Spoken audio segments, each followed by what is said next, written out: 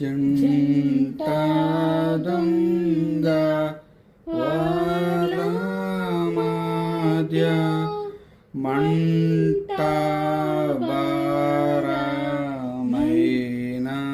స్లీవ కంటాగించి నాటిరి.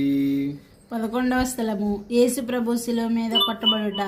యేసుక్రీస్తు మిమ్మల్ని ఆరాధించి మీకు స్తోత్రం చేయుచున్నాము. ఏలైనా మీ తిరుసలేవ చేత లోకము రక్షించితిరి.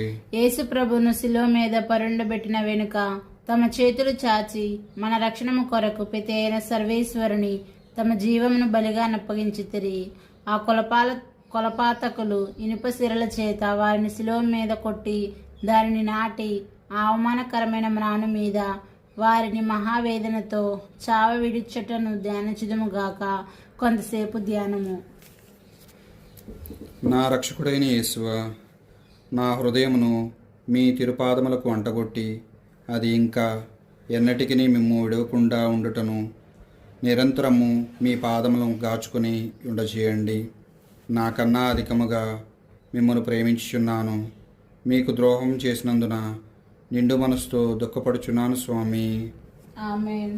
పరలోకమందున్న మా యొక్క తండ్రి, మీ నామము పూజింపబడును గాక, మీ రాజ్యం వచ్చును గాక, మీ చిత్తము పరలోకమందు నెరవేరినట్లు భూలోకమందు నెరవేరును గాక. నానాటికి మాకు కావలసిన మా అన్నము మాకు నేటికి దయచేయండి.